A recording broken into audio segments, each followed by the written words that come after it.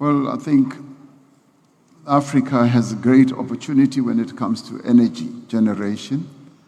We've got one of the greatest endowments in the world: the sun, the wind, and our mighty rivers. So a combination of all three, as well as our minerals, gives rise to great opportunities where we can generate energy. 600 million people on the African continent still lack electricity. And that in itself, rather than being a challenge, we see it as an opportunity, a great opportunity at that we can utilize all these endowments, our minerals, instead of exporting rock, soil, and stones.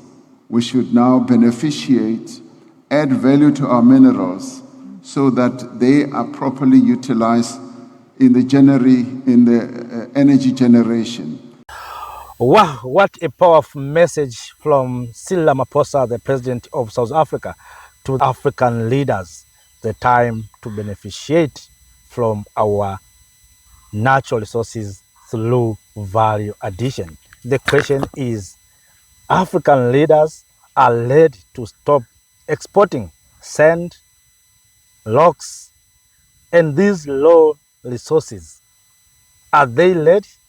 So join with me in this video where we are going to cover a full interview or conversation at the Abu Dhabi Sustainability Week when President Ramaphosa was dropped this powerful message to the people of Africa. Here is a full conversation. For opportunity, for hope, for economic development, and not really a burden imposed on developing countries. Could you perhaps elaborate the relationship between economic development and climate action? Yes, no, it's wonderful to sit here with you, to share some thoughts on this vexed question. Is it climate action or economic growth? Now, quite often people see this as a trade-off, that you have to protect the planet or have economic growth. Now, I see this as not being mutually exclusive. The two have to be seen as mutually reinforcing, because you can have climate action and at the same time have economic growth. And in fact, countries that have embarked on climate action strategies have found that those interventions do finally yield economic growth. So therefore, one needs to see climate action as a driver and an enabler for economic growth. The more we embrace clean energy, the more new technologies come about, new opportunities open up, and we find that there are new subsectors of the economy that are established, and where we might close certain subsectors, new ones open. And so therefore, it's not a binary question. It's a mutually inclusive and reinforcing approach.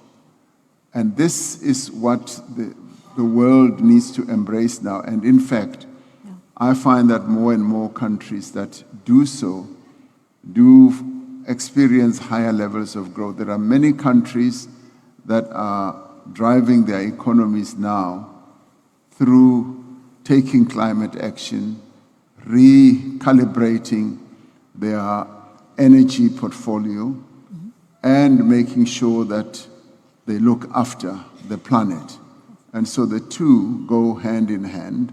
We do not need to focus on one. If we focus on one only, on economic growth to the detriment of taking climate action, you'll find that in the long term, you have economic stagnation or reversal.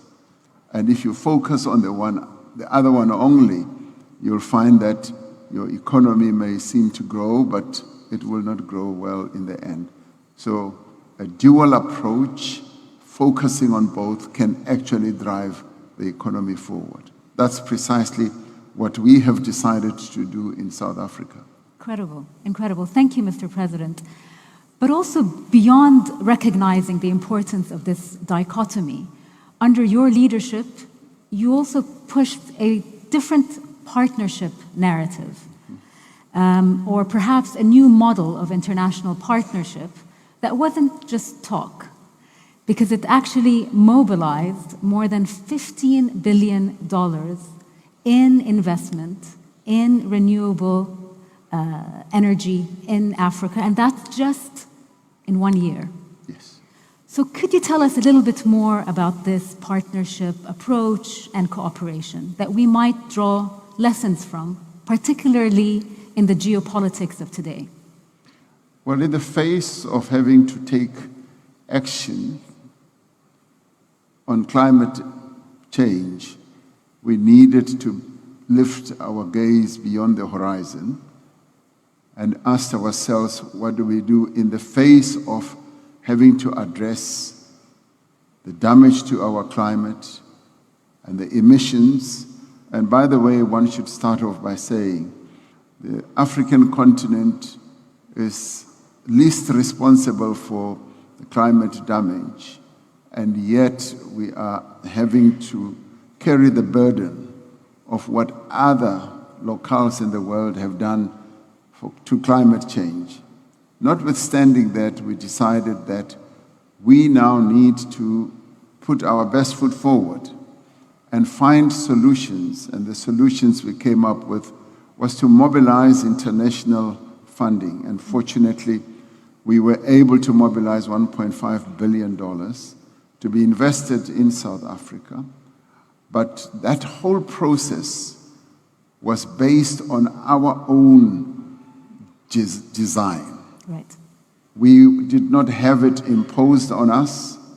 We did not have, if you like, Western powers or Western economies imposing solutions on us. It was nationally designed, and we then put it forward to those who could provide finance.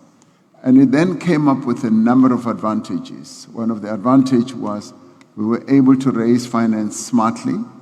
We were able to raise fairly good blended finance initiatives, grants, concessional funding. So the blended finance architecture was quite good and was innovative. And we should say that we were first from the starting blocks. And we're very pleased that a number of other countries in the global south have followed in the wake of what South Africa did.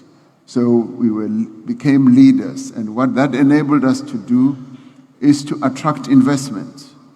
We now have attracted South Africa, particularly in the northern part of our country, in the Northern Cape, which is the better radiation area in the world, more than 110 billion rands in investments in that part of the country. And that has happened because it was South Africa designed, and we enhanced cooperation, and we got the financiers to work with us. So there was nothing imposed on us like it has happened in the past. In the past, financiers have focused on what they could get out. Yeah. And we have said we need cooperation. So a cooperative process has now been followed, and both of us are involved, the financiers and the recipient country of finance and grants and concessional loans have participated with us. So this, in our view, has led to a very good end, but more than that, it sets out very good examples for other countries to follow. So we are pleased that many other countries have followed in our wake. Indonesia and a few others have started doing exactly the same thing. Yeah. So we're really pleased. Absolutely. I mean, as you said, the tenets of cooperation really revolve on the parties recognizing their needs, their assets, what they can bring to the table. And when you talk about the continent brings a lot to the table. Its potential, as I said earlier, in terms of solar, in terms of wind, in terms of green hydrogen, but also in terms of nature and biodiversity, is one that I think we can all be proud of. Mr. President, a final question. How, in a few words, do you envision the continent's role in shifting from an energy importer to an energy and ideas powerhouse that integrates all of its assets, including nature? Well, I think Africa has a great opportunity when it comes to energy generation. We've got one of the greatest endowments in the world: the sun, the wind, and our mighty rivers. So a combination of all three, as well as our minerals, gives rise to great opportunities where we can generate energy. 600 million people on the African continent still lack electricity. And that in itself, rather than being a challenge, we see it as an opportunity, a great opportunity at that we can utilize all these endowments, our minerals, instead of exporting rock, soil, and stones. We should now beneficiate, add value to our minerals so that they are properly utilized in the energy generation. Green hydrogen. Africa is the center where green hydrogen can be greatly utilized. We can utilize our solar, our wind, and in doing so, Africa can and should find itself as being an exporter of energy. And the future, therefore, for Africa is a great one. And this is where we invite financiers, we invite investors to come to the African continent. Because if you want growth, you should come to Africa. We've got great opportunities for generating energy, for infrastructure development. Infrastructure development in Africa is going to explode by leaps and bounds. And on the back of energy generation, and on the back of good financing and clever financing models, we will be able, as a continent, to see higher levels of growth. So, like President Tinubu was saying, I will invite you not only to go to Nigeria and South Africa, but to come to the African continent and come and invest there. That is where the future is. Thank you very much. There we have it, ladies and gentlemen. A big round of applause for President of South Africa. Thank you for your words of wisdom, sir. And looking forward to... Yes, welcome back, family, brothers and sisters. Hopefully you heard a lot from President Cyril Ramaphosa, the president of South Africa, arguing Africans to start beneficiating from their natural resources. Africa, we can use what we have to produce enough electricity to power our industries, to power our homes. But Africa is not benefiting from those resources. What Africa is doing is to export those low resources, logs, sand outside without value addition. As I asked at the beginning, do you see a real commitment among African leaders to stop exporting low minerals, to stop exporting logs, sands outside as a low material? Do you see we have leaders who can stood up and say enough is enough? You know, Ramaphosa has spoken. Maybe some of our leaders have commitment to see that Africans, we can beneficiate from our natural resources. But in other hand, the same leaders are signing these what we call contracts. They sign agreements with these powerful nations to supply raw materials. Recently, we witnessed peace agreement signed by Rwanda and Congo under Donald Trump. You heard what Trump said, that right now a US company can have access to invest in minerals in Democratic Republic of Congo, in Rwanda. Do you think US companies will process those resources in Democratic Republic of Congo? Do you think mobile phones and smartphones can be manufactured in Congo? Do you think these powerful nations can produce uranium or these products of uranium here in the continent of Africa? I don't think so, because Africa is their market. Africa is a place where they make a lot of money. So for Africa to start beneficiating value addition, it means you are reducing their market. They are not ready to do so.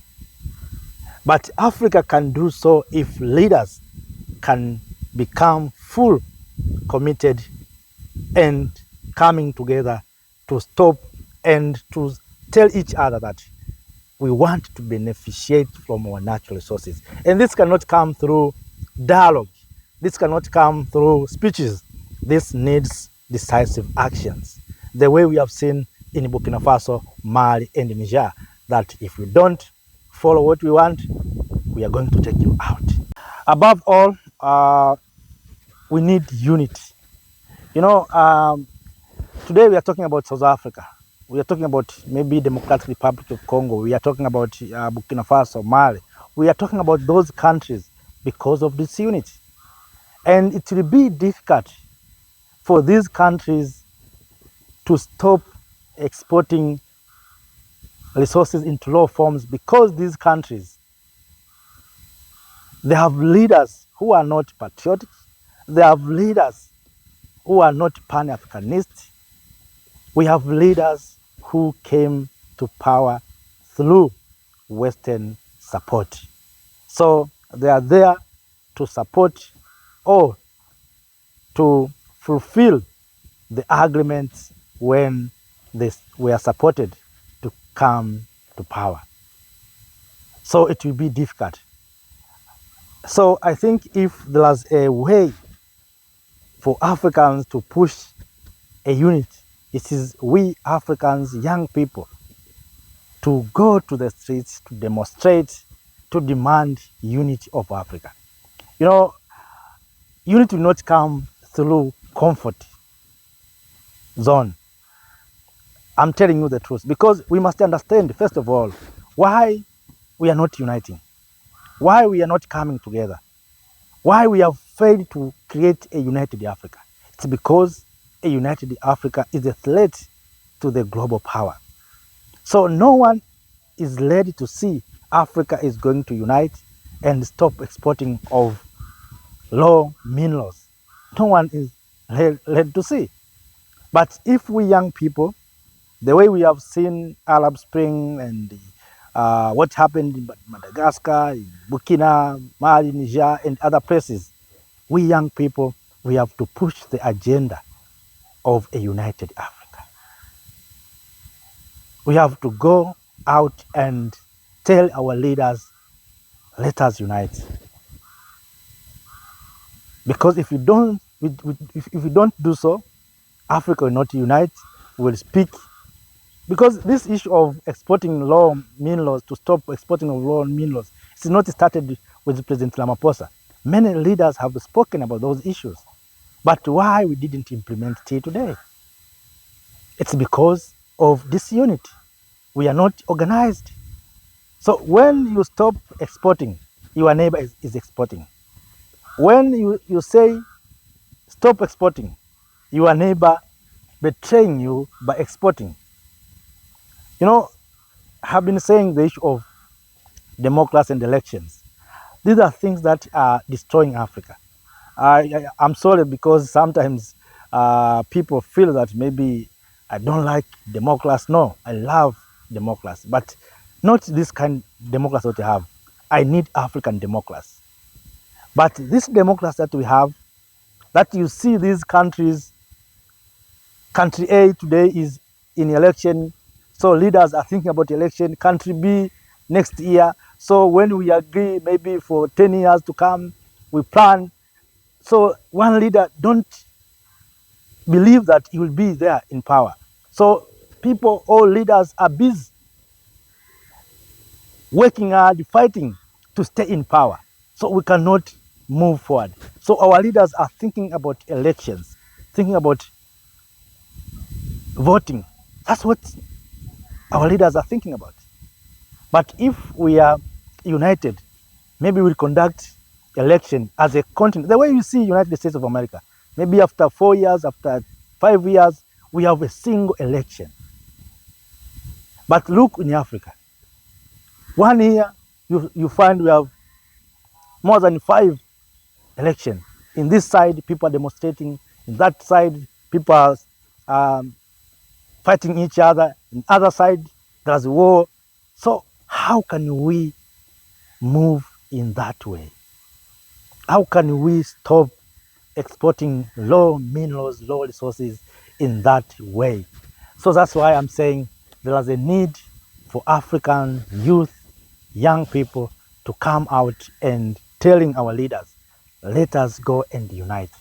It doesn't need ballots, it needs decisions, and difficult decisions. If we don't do so, brothers and sisters, nothing will change. So family, let us not speak for too long. My aim was to share that good message, a good conversation delivered by President Cyril Ramaphosa, the President of South Africa, at the Abu Dhabi Sustainability Week 2026 in Dubai. So family, for that, thank you for watching. Have a nice time. See you next time. Bye-bye. Thank you, Africa, Mama Africa.